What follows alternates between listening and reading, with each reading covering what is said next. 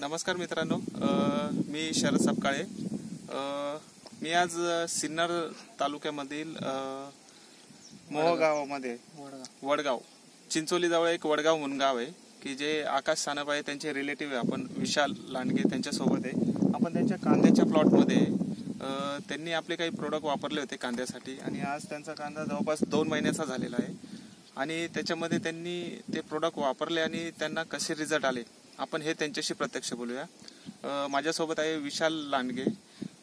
विशाल sir, मला एक सांगा, तुम्ही आपले कुठले कुठले प्रोडक्ट वापरले आणि तुम्हाला काय रिझल्ट मिळाला त्याच्यामध्ये? मी ॲग्री 82 आणि ॲग्री युमिक हे 2 प्रोडक्ट वापरले.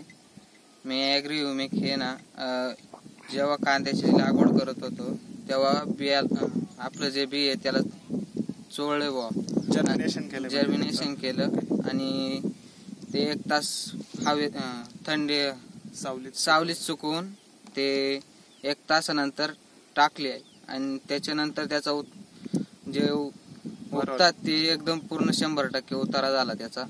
त्याच्यानंतर जसं आपण म्हणतो की आपण जर्मिनेशन केलं तर बी चांगलं उतरतं, नाही तर काय होतं आपलं 60 ते 70% पीक तयार होतं आणि 20-30% आपला लॉस होतो. तर ते त्यांनी अनुभवलं आणि तुम्ही एक नजर मारू शकता की त्यांचा पूर्ण कांदा जो बघितला तर तो पूर्ण भरलेला आहे आणि कुठेही पिवळा नाही किंवा काळे टिपके नाही, असं एकदम छान आणि एका लेवलमध्ये आहे.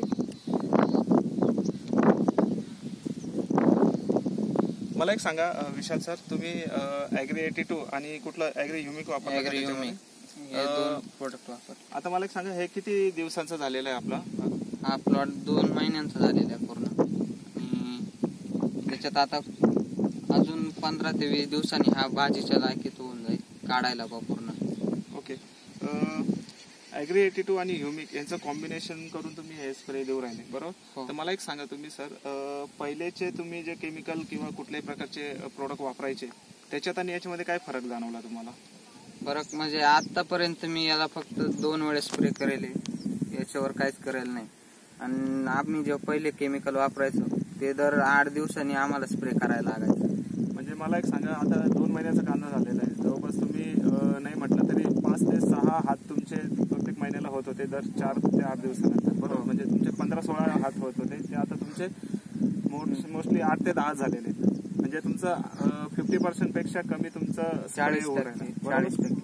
म्हणजे याचा अर्थ काय होतं माहिती का, आपले प्रोडक्ट जे आहेत ते शेतकऱ्याचा जो एक्स्ट्रा जो होणारा खर्च आहे तो कमी करून राहिलो आणि तुम्ही रिझल्ट बघू शकता तुमच्या समोर आहे. म्हणजे आपण केमिकलची मात्रा कमी करून ऑर्गॅनिक प्रोडक्ट वापरून किती चांगल्या पद्धतीने रिझल्ट घेऊ शकतो हे आपल्या डोळ्यांसमोर आहे आणि हे स्वतः विशाल सर यांनी अनुभवलं आणि त्यांनी आपल्याबरोबर शेअर केलं.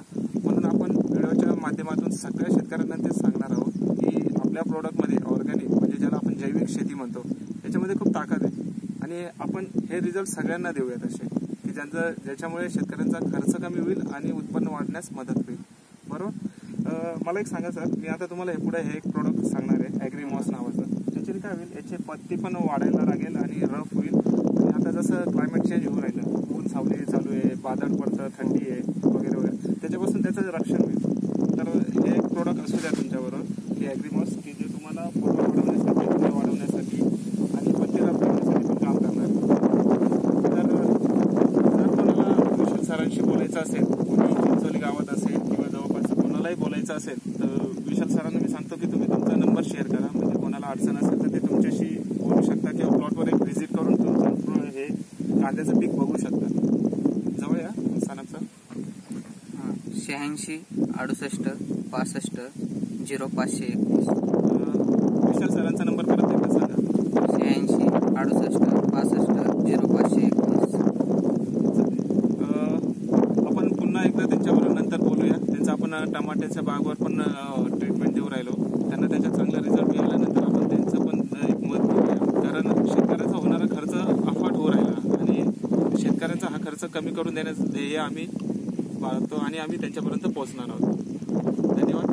धन्यवाद विशाल सर.